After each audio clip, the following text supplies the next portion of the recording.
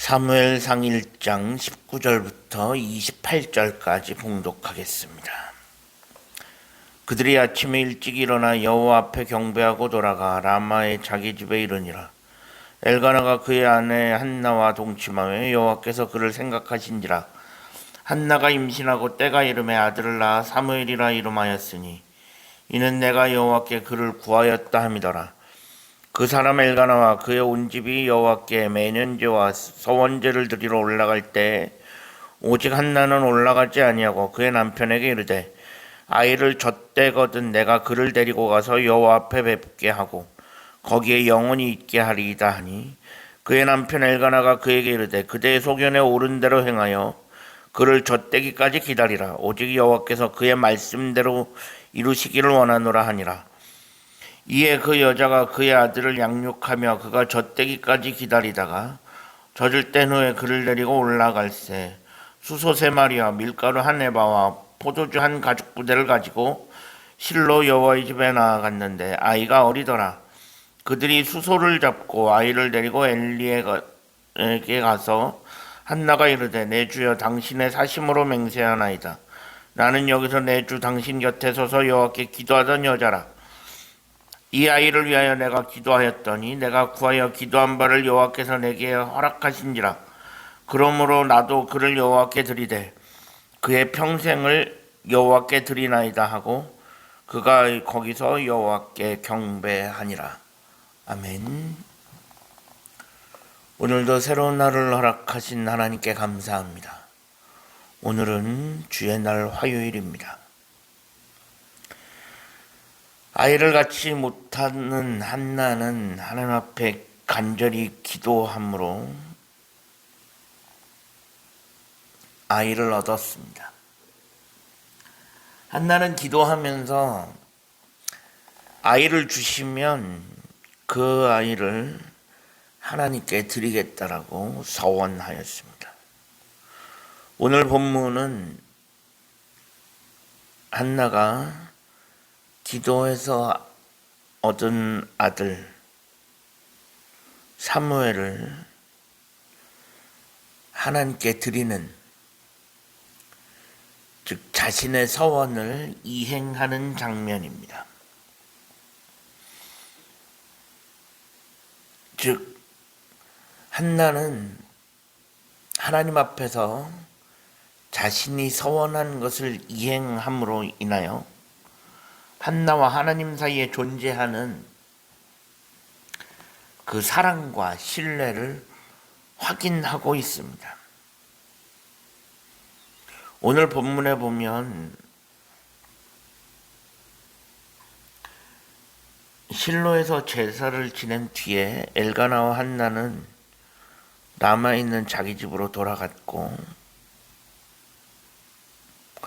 그때 하나님께서 한나의 기도에 응답하셔서 아들을 주셨다라고 되어 있습니다. 그리고 한나는 그 아이의 이름을 사무엘이라 짓습니다. 사무엘이라고 하는 이름의 뜻은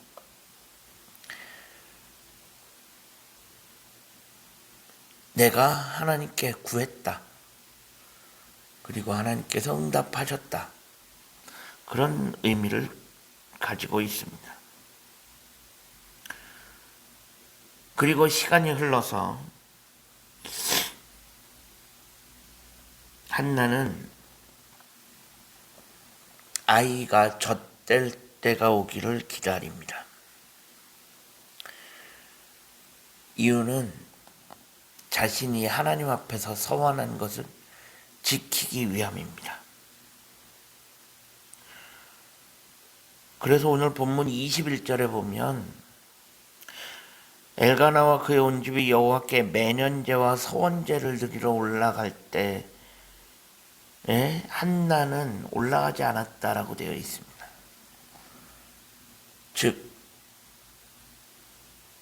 엘가나와 그의 온 식구들이 1년에 한 차례씩 매년제와 서원제를 하나님 앞에 드렸는데 한나는 가지 않았다라고 되어 있습니다. 이유는 얼마 안 있으면 아이 사무엘이 젖될 때가 다가오는데 한나는 그때 올라가서 그 아이를 하나님께 드리기 위함입니다. 그래서 한나는 자신의 서원을 지키기 위해서 아이를 젖될 때까지 기다립니다. 한나는 남편 엘가나에게 이 사실을 분명하게 이야기합니다. 내가 아이를 갖기 전에 하나님 앞에 서원한 것이 있었고, 이제는 내가 아이를 낳았고 그 서원을 언제 지켜야 할지 때를 기다리고 있다. 그런데 아이가 젖될 때가 다가오니 그때 맞춰서 이 아이를 하나님께 드리겠다. 한나는 남편 엘가나에게 분명하게 자신의 의사를 전달합니다.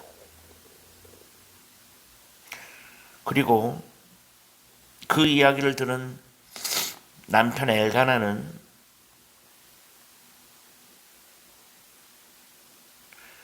여호와께서 그의 말씀대로 이루시기를 원한다라고 하면서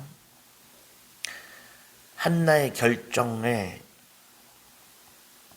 한나가 자신이 서원한 것을 하나님 앞에서 정확하게 지킬 수 있도록 그의 결정을 지지하고 응원해주고 있습니다.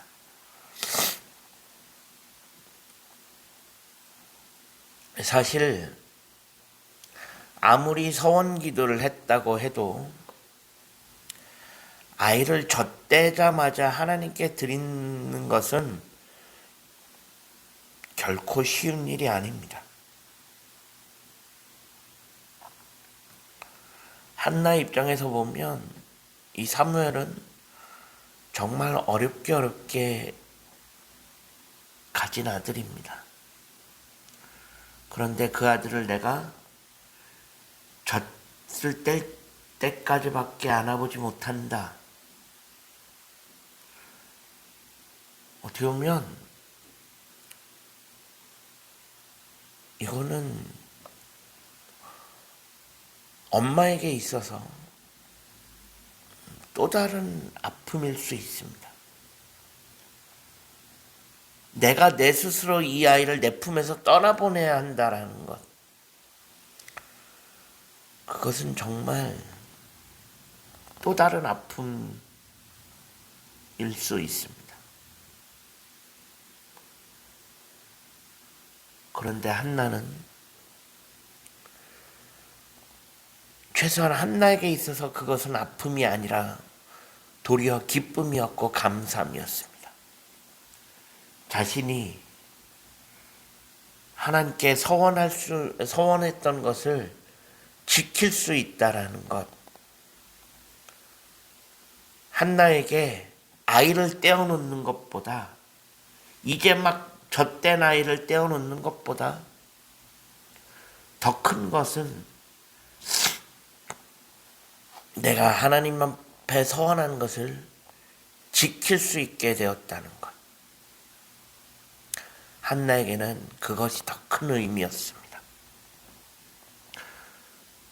그래서 한나는 망설임 없이 이 아이를 하나님께 드릴 수 있었던 것입니다. 그리고 또 하나, 엘가나는 그 옆에서 자신의 아내가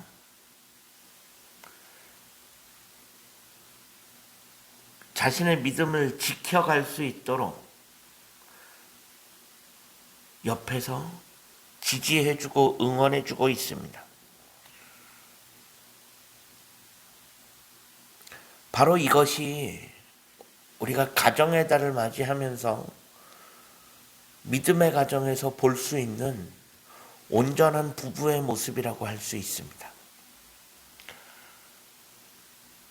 남편과 아내가 서로 하나님 앞에서 서로의 믿음을 지켜갈 수 있도록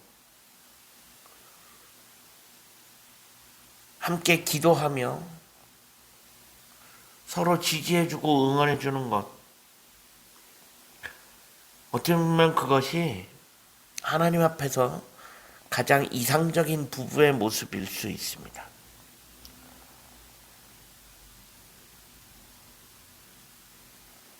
그래서 부부는 서로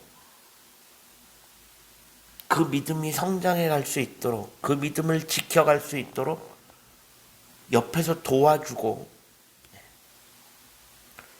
지지해주는 존재여야 합니다. 그리고 그 부부 두 사람 사이에 하나님이 계시는가, 거기서부터 출발해야 하는 것입니다. 우리가 가정의 달을 맞이하면서 우리 부부 사이에 정말로 하나님이 어떤 모습으로 계시는지 한번 돌이켜볼 수 있었으면 좋겠습니다. 온전한 가정은 거기에서부터 출발합니다.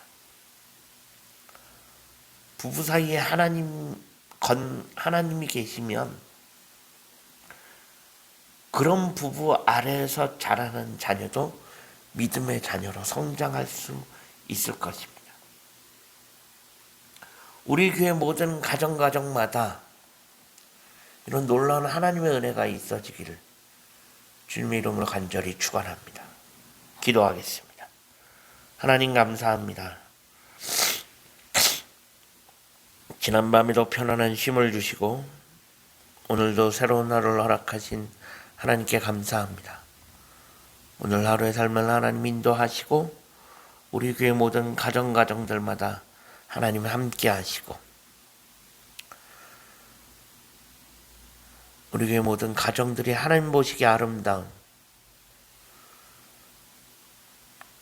하나님의 뜻을 이루어가기에 부족함이 없는 그런 가정들이 되어질 수 있도록 하나님 인도하여 주옵소서. 예수 그리스도의 이름으로 간절히 기도합니다. 아멘.